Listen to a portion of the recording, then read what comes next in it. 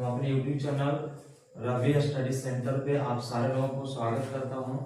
आइए देखिए और इस चैनल को प्लीज सब्सक्राइब करें और पसंद आए तो बेल आइकन को जरूर दबाएं। और चलिए हम अपने क्वेश्चन के माध्यम से चीज को समझते हैं।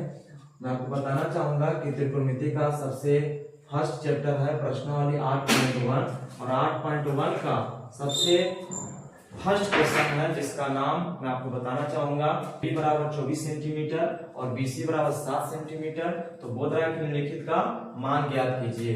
तो बहुत आसान है और देखिए मैं बहुत आसानी तरीके से इस मैथ को बनाता हूं और आप सारे लोग देख सकते हैं।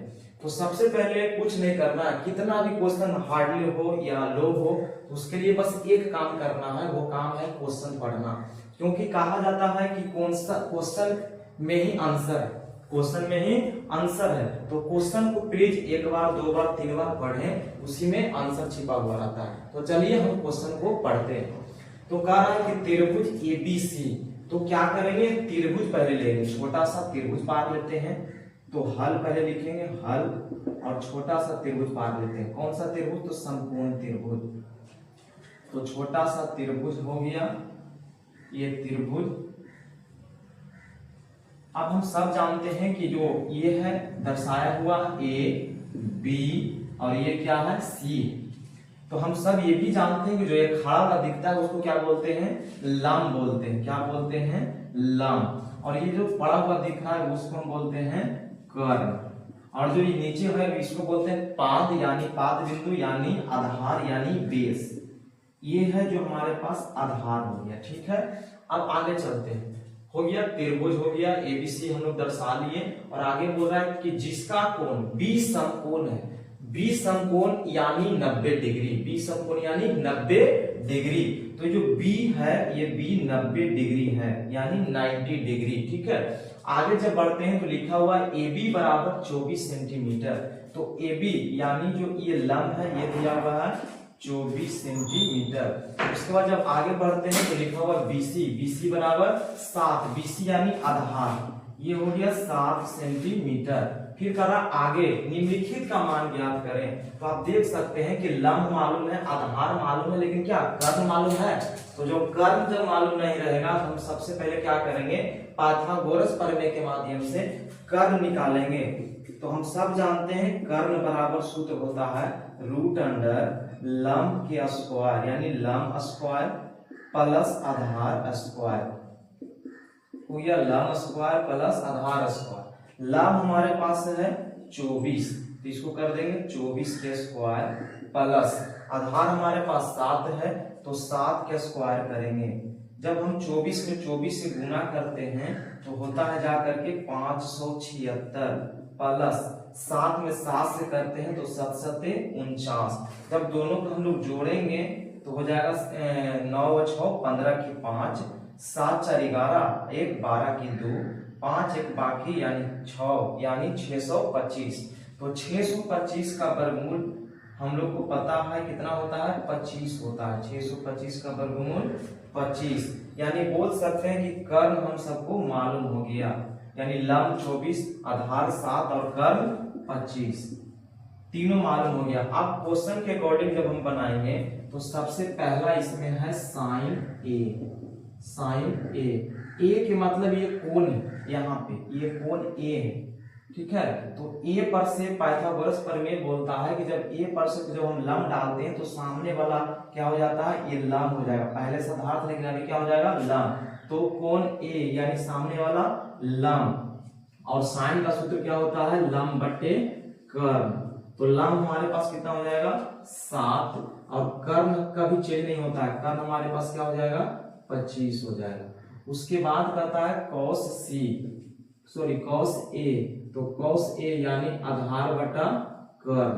तो आधार जब A पर से हम लंब डालेंगे तो सामने वाला क्या हो जाएगा, लंब हो जाएगा, और इसके सामने वाला क्या हो जाता है, आधार।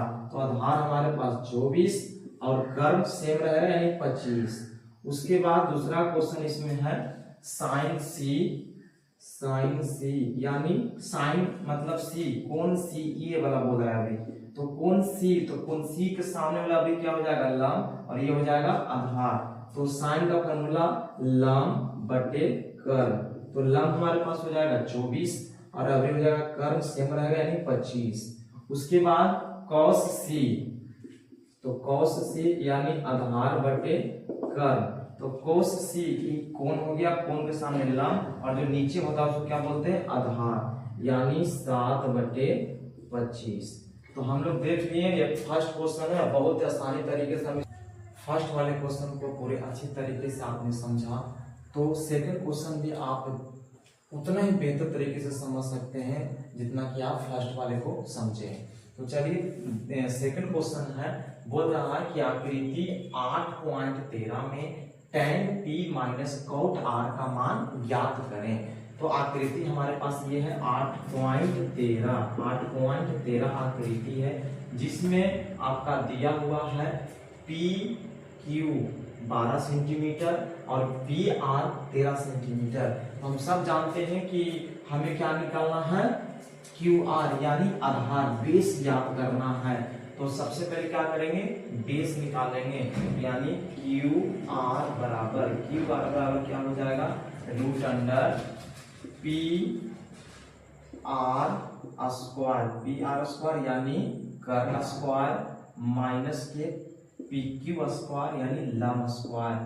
तो आप देख सकते हैं पी आर कितना है मेरे प्यारे बच्चे, तो 13 है, तो 13 के स्क्वायर कर देंगे, और पी क्यू हमारे पास कितना है 12, तो 12 के स्क्वायर कर देंगे। तो आप जानते हैं कि 13 में 13 से करते हैं तो 100 कितना होता है 69 होता है, माइनस बराबर 44 से यानी 144। फिर रूट अंडर चढ़ाएंगे और रूट अंडर चढ़ा करके फिर निकालेंगे आगे, तो रूट की रूट हो जाएगा। अब घटाते हैं तो देख सकते हैं आप 9 में से 4 गया ये हो जाएगा 5, और 6 में से 4 गया 2 और 1 के खत्म। तो आप देख सकते हैं रूट 25 का वर्गमूल कितना हो जाएगा 5 हो जाएगा, है ना। यानी बोल सकते हैं कि हमारे पास जो बी यानी बेस है वो 5 सेंटीमीटर आ गया। उसके बाद क्वेश्चन अकॉर्डिंग चलते हैं, तो क्वेश्चन बोलता है क्या कि tan p, क्वेश्चन बोल रहा है tan p minus cot r का मान ज्ञात करें। tan p यानी tan का फॉर्मूला क्या हो जाएगा p बटा b माइनस b बटा p, यानी लंब बटा आधार माइनस आधार बटे लंब होता है। तो अब चलते हैं tan p, तो देखिए आप लंब, ठीक है, tan p बटे आधार, ठीक है, तो लंब हमारे पास कितना हो जाएगा, ये हो जाएगा 5/12 और ये आर पर से ये आधार लंब, तो ये वाला आधार। तो आप देख सकते हैं कि P का रहा है, समझिएगा बढ़िया से, कोण P का रहा है, कोण P, तो कोण P पर से जब हम लंब डालते हैं तो इस सामने वाला क्या हो जाता है लंब, तो लंब हमारे पास हो जाएगा 5 हो जाएगा और आधार 12 हो जाएगा, ठीक है। उसके बाद फिर माइनस, फिर का रहा है कोण R, ठीक है, तो कोण R के सामने वाला लंब होता है और हमको चाहिए क्या आधार, यानी 5 बटे के कितना हो जाएगा 12। आप चाहेंगे तो माइनस प्लस यही पे काट सकते हैं, ठीक है, लेकिन आगे ले चलेंगे तो यहाँ पे आप देख सकते हैं 12 के एलसीएम 12 से 12 खत्म 5, फिर 12 से 12 खत्म 5, ये हो जाएगा 0 और बटा में 12, इससे कोई से अंक से भाग देंगे तो क्या हो जाएगा 0। आप देख सकते हैं कि पूरे अच्छे तरीके से हम कॉन्सेप्ट को समझ चुके हैं। तो नेक्स्ट क्वेश्चन थर्ड वाले पे हम मिलते हैं बहुत जल्द।